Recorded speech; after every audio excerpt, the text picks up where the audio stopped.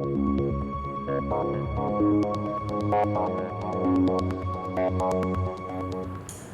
welcome back to Renee Ruth Music. Hope everyone is doing well. Renee, how are you? I'm great. Actually had a fun little right before we did all this. We had some tunes cranking. So our poor neighbors that are running businesses, it's like, what was it? It wasn't techno. We were trying to mitigate. Let's just say sound design and sound and all that stuff is still very new for me. Even though I own a lot of this equipment, I don't understand how a lot of it works. So we had Sweet Matthew, who plays keyboards, come in, who does sound design for a living. Yeah. Come in and try and troubleshoot some of that for lunch. That sounded amazing. Is that oh my gosh, the so new good. microphone? The new microphone is fantastic. Oh my gosh, hello, sure, you just made the most beautiful wireless mic ever. So amazing. Yeah, so amazing. Love it. I have to point out, this is Renee's birthday month. So 19 days of Renee. Birthday queen. That's right. It's on loan. It's on loan. It was my crown for my 40th birthday. Look where it is today. Yeah, no, I love it. That's perfect. Fabulous, fabulous. So birthday on the 19th. The 19th is coming. Yeah. So. But it's all month. You know what happened? The older you get, the more people you have to see, and like, so you can't do it on one day. No. When you were a kid, you had like 2 friends. Right. So here comes your birthday, and it's like you have a birthday party with maybe you had like 6 friends. Right. But like you've been on planet Earth for what, 6 years? Like, how many friends do you have? Yeah. Stick around a little longer. You can't do all of it in one day. No. You gotta spread it out. No, it's true. It's true. So now we need all month long. All month long. Okay. So I decided to shift. What are we shifting to? You got like copious notes over there. Like, yeah, no, I tried to switch it. So originally we were going to talk about some failures, but I decided I don't want to talk about failures. We don't want to focus on failures. So, because we know Let's how turn to those fail. failures into opportunities. You can, and it's true. But a lot of the ones that we're talking about, the failures, were just those things can all be shifted. So like, everything. we don't need to talk about it. So. Okay, wait. We just had a teachable moment. Right. That's amazing. There are always failures. There are always failures. There's always failures, but we don't focus on them. No. Because they can be shifted. So instead of even acknowledging a failure, you acknowledge the opportunity. Exactly. So that's where we're going to go today. Where are opportunities? So we're going to go. So these are the 7 things every musician ought to know about music career growth, creating opportunities, and competitive advantage. Which I think is fabulous. If you're a musician, listen to this. You know the struggle is real. Real. And we had that big meeting that the label that I'm on is talking to UMG in September, and so we're trying to really ramp things up. Yeah. Not that music has been forgotten, it's just, giving it the attention it needs to get it somewhere. So any advice in the comments anywhere is welcome. But let's hear what you've researched. Yeah, so these are 7 overlooked, underestimated, and misunderstood core principles. So, which I think you'll find very interesting. I'm ready. So, the music industry does not look for great music to sell. They look for good people. Okay, who said that though? This was an article from LinkedIn actually. They don't look for good music to sell. They look for great people. Because people are going to. They want great people who also create great music. I was gonna say the music still has to be there. Music is still there, but you don't want just any random person. Because at the end of the day, music is still a business. Yeah. And who wants to work with crappy people? Exactly. We don't. All the ones that are on this failure list. Oh, that we're not looking at. That we're not going to look at. So, so they're not looking for great music to sell or even great musicians. What does good people mean? So what this means is you need to improve yourself to be rock solid in 3 key areas beyond the music in order to put yourself at the top of the list. 3 key areas. Okay, what are those? So those are, you need to show people and company in the music industry that any relationship between you and them will be a great possible investment for them. What does investment mean? Well, I mean, again, talking about the business side of it. So music, the relationship, all of that. You do this by adding lots of value and reducing risks to the other side. Most musicians aren't aware of this and don't even try. There's lots of ways you can do both of these things once you learn what they are, how they work, and how to implement them. fact is, you must do this because if you don't, the music industry will simply find someone else who will, no matter how great you think your music is. So I'm in my sync agent. I'm in a sync group, and obviously sync is a facet of the music industry, but I think it represents the industry at large. Yeah. And they frequently talk about the fact that, like for example, the sync supervisor that runs it along with my sync agent, he frequently talks about how they're looking for music and he'll meet somebody and they email him constantly. Did you listen to like they're just super aggressive. He's like, dude, there's 10 of you. Like I don't look, and he'll say over and over, he's like, we're busy and we're still human. And we want people that recognize that first before they're just pushing their agenda. And I'm like, I think, what my producer constantly totes, and I think it's one of the reasons he and I get along so well, is that he always says kindness always wins. Because if you're kind and you're thoughtful and caring and you're a good human, people will want to work with you. Yeah. Because at the end of the day, that's the thing with music is there's so much of it out there. How do you stand apart? That's a great observation, and I'm giving practical experience from conversations with people that are involved in the industry. Who are like, yeah, if you're a crappy person, we're not going to work with you. Yeah. Like exactly. we get to make those choices. Yeah. Well, exactly. Because there are so many people to choose from. Right. So, contrary to what the vast majority of people falsely believe, opportunity is never given to musicians. Opportunity is created by musicians who have the right mindset. Funny that they talk about mindset because They talk about that a lot in this. They do. Which I Well, find very, very curious. They're very interesting. you like curious. Yes. Curious. Yes. Mindset's one of those things that is not necessarily innate. Mm-hmm. And I think some people are raised with parents who instill a strong mindset, giving them a bit of an advantage, I would say. And then, like the rest of us, we have to learn mindset. And it's funny because remember that one guy that was messaging me on Messenger? It was super aggressive. Oh yeah. And he's actually really successful. And I'm just thinking to myself, how you treat people will come back to you. No two ways around it.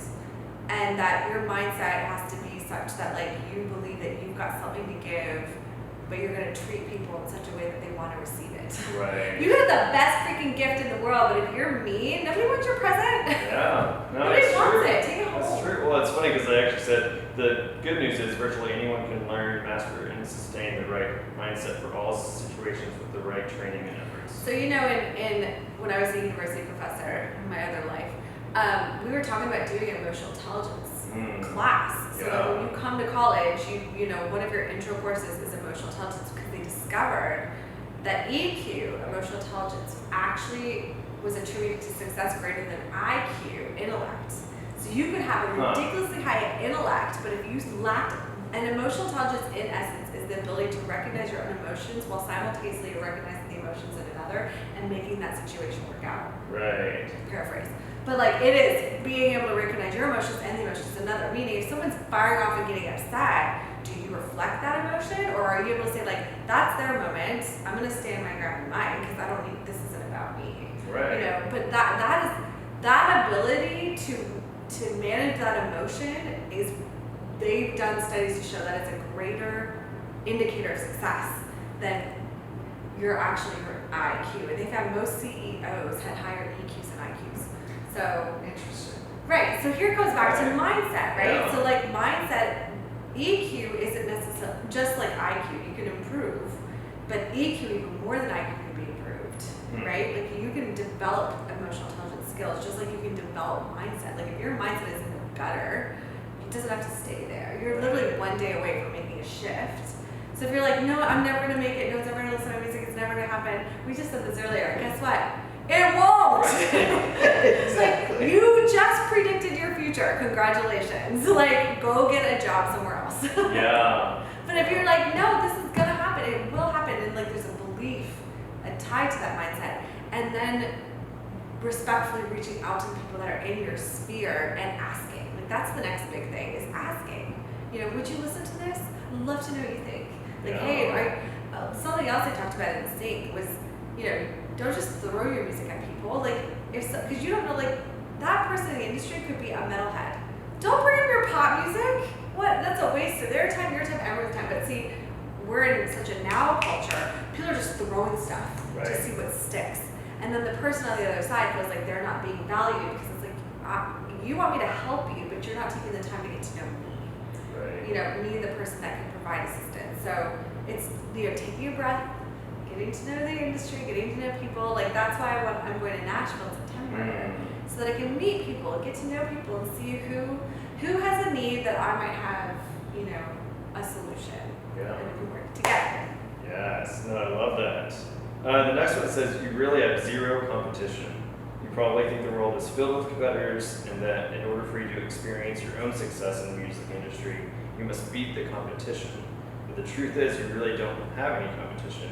Most musicians will eliminate themselves from music career opportunities because they don't know about or do the critical things. Once you become truly valuable and communicate those facts effectively, the music industry will want you, no matter how many other talented people are doing the same thing. Who wrote this? This is an article from LinkedIn. Okay. Again, I feel like a lot of it is coming back to this whole, like, you know, it has to be more than the music. It has to be the whole package. It's very heady. Like but it's not inaccurate. Like I'm like, who wrote this? Because it's not inaccurate. Because there is enough for everyone in the world to have what they're interested in having. It's just most people won't get it because they don't believe it, go after it. Right. You know, they hear enough no's.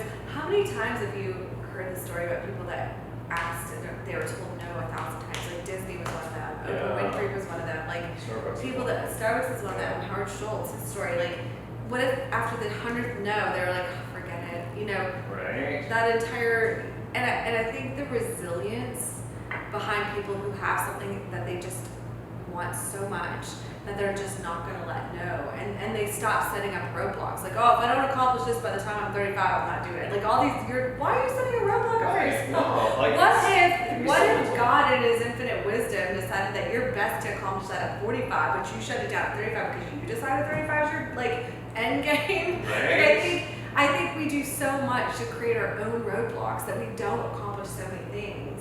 But I think also being, you know, aware of what's your highest and best good, right? Like, I don't think that should slow your pursuit of it, but being open to whatever kind of comes your way. You know, like, I'm gonna tour, but if I end up ultimately writing songs for TV, music, and film, that would make me so happy. Like, I love writing songs, but I also love performing. So I can't stop myself.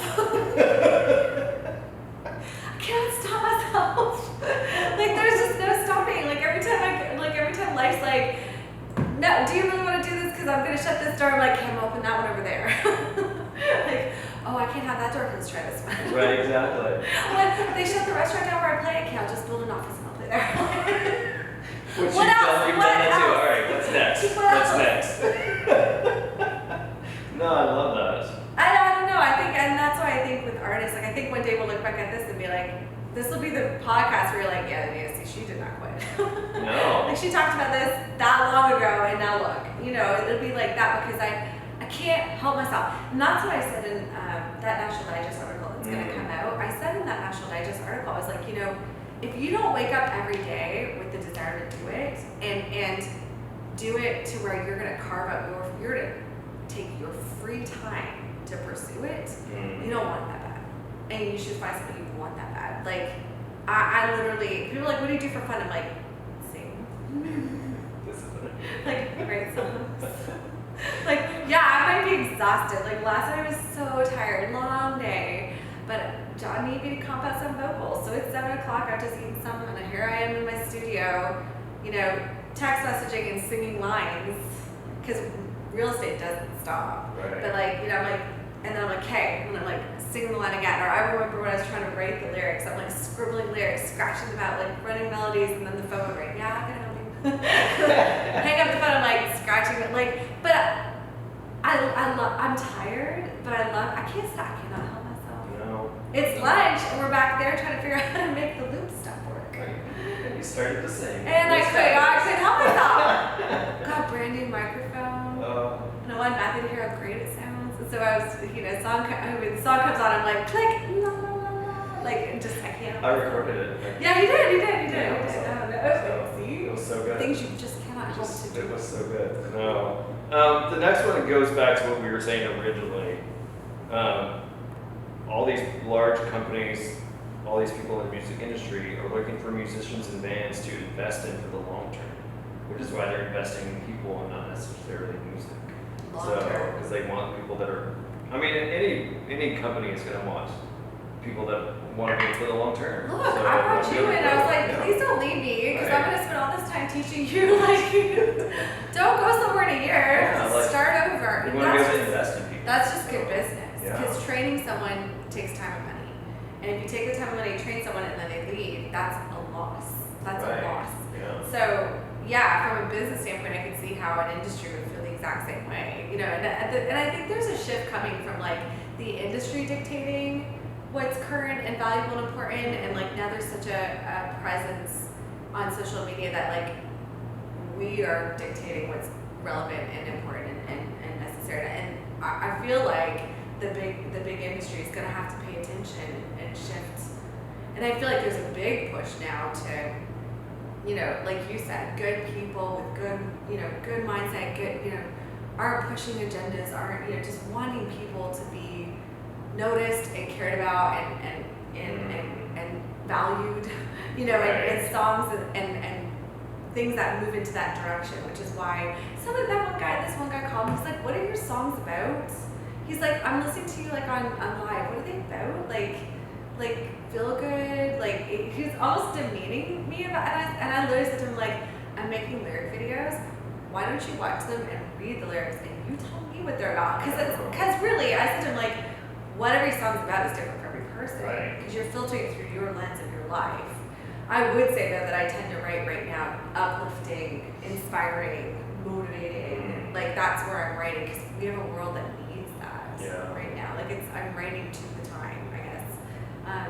But yeah, like, so when you're looking at investing in an artist as a big company, you know, who can you work with because they're good people? Who can you stand behind because they're not taking strong stands, polarizing stands on things? And, you know, there's a lot of things that could, you know, make or break a situation for somebody when they're considering that. And that's why, you know, even when I'm asked to take polarizing stands, I won't. Because to me, that's not important. Right. Every human is important, every person is important, and that's what you want to focus on, not this polarizing crap that's trying to tear everybody apart. Like, leave that for the politicians. That's right. The biggest secret to success in developing your own career in music is integrating all the pieces together.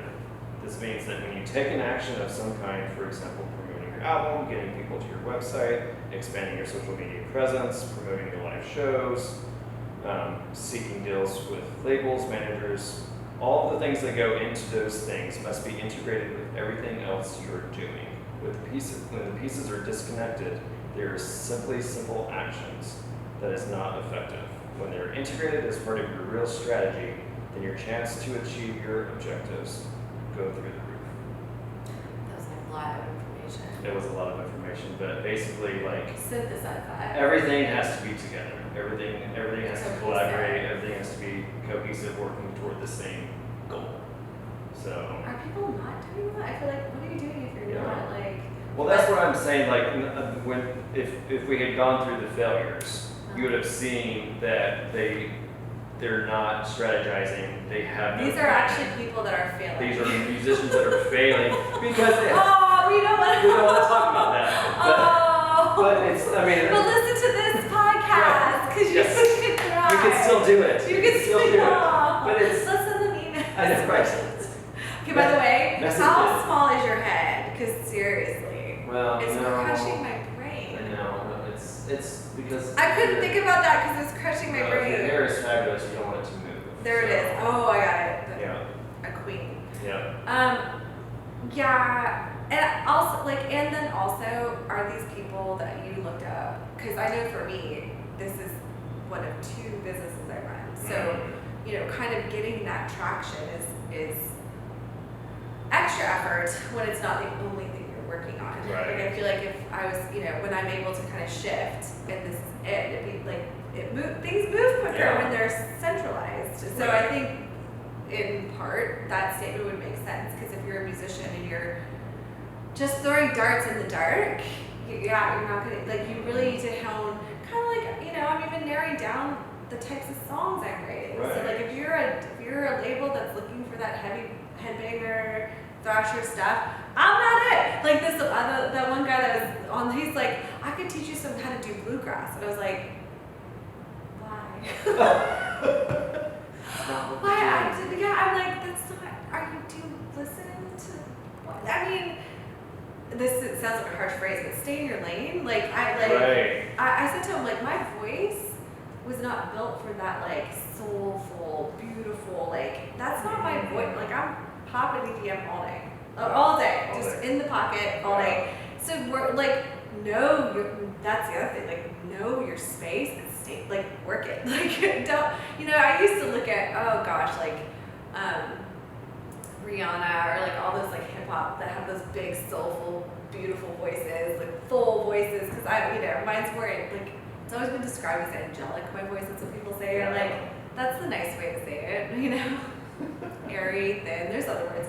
But I'll take angelic, Right. you know, but I always wanted, like why is the grass always greener? You know, like I have straight hair, I always wanted curly, like, but until I was like, this is my voice, and then I owned it, started working with it, was I able to start to carve a path, like, so I think that's true too, like really you've got to do some inner work to kind of establish where you are, who you want to be, where you want to go, and then move in that very specific direction. Don't try and do everything. Yeah, I think that's really the thing that I got from the article is this is the difference between musicians that are successful and ones that aren't, which could also have a lot to do with the fact that they don't have direction. They're just playing in bars, but they have no end goal.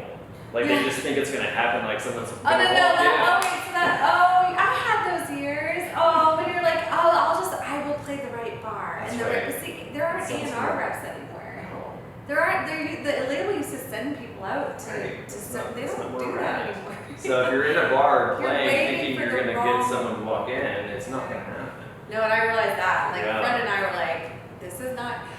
So here's the phrase. The definition of insanity is doing the same thing over and over and expecting a different result. If you play at bars and you think that you're gonna get somewhere and it's been years, you need to change. Yes. Like something needs to change.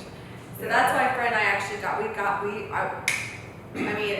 people were kind of like, and it's hard too because like your local fans, where are you playing next? And that like nowhere, you know. And then it's like, because you say that now you sound like a failure. Yeah. Oh, you're not like, oh, you're aged out or that, you know. It's like, so then it's like, no. I decided to go into the studio and start writing, and because originals are where it's at. Yes.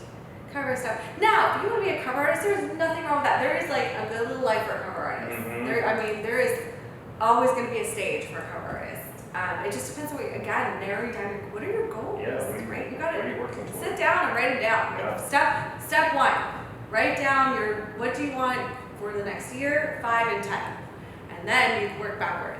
Is what you're doing going to get you there? Right. So when I did that, I was like, yeah, this isn't going to get me there. I was like, this is before the entire world shifted. Yeah. You know, we made our shift. We started making our shift in 2018. Okay. We started to shift out of bar music. Nice. Yeah. So I hope this is helpful because it is. It's hard to navigate. It's just hard to navigate. There's so many components now, and there's so many changes in music. And it's constant. So you have to really be able to keep up with what's happening and what's going to be the most effective way And figure out to what your space is. Right. Your place in this world. That's right. Yeah. That's right. All right. Well, we'll end with Fun Fact Friday. Oh, we're doing this in music too. Yeah. Fun Fact Friday. Fun Fact Friday. Okay. Oh, this He went, oh. This is gonna mess you up. Ready? In 2016, Okay. Mozart sold more CDs than Beyonce, Adele, and Drake, even though all three of those artists had Grammy-winning songs. Okay, sidebar. I want to win a Grammy. Yes. Back to the question. What? Yeah. I was so excited about this. Back to the what? Yeah. So What? So what happened is UMG released a box set commemorating the 225th anniversary of Mozart's death. Yeah, the And dude isn't even, like, he's been gone for centuries. Yeah. And he sold more CDs with that commemorative set than Beyonce, Adele, and Drake in 2016. feel like I want to fact check that. Well, to be fair, the box set was $686. There were a lot of CDs in that box set. So every CD counted as a I was about set. to say, how many people were spending $600? No, so it was a box He had that set. many songs. It was a box set. Okay, so they're talking about actual physical CD. Yeah. Okay. So How many CDs were in a box set? 200. Mozart had enough music to fill 200 CDs. How many box sets did they sell? Enough that they sold more than Beyonce, Adele, and Drake. I thought that was crazy, and it's sold out. Like there aren't any more. Like they were sold on Amazon, and I literally checked today, and there are no more sets available.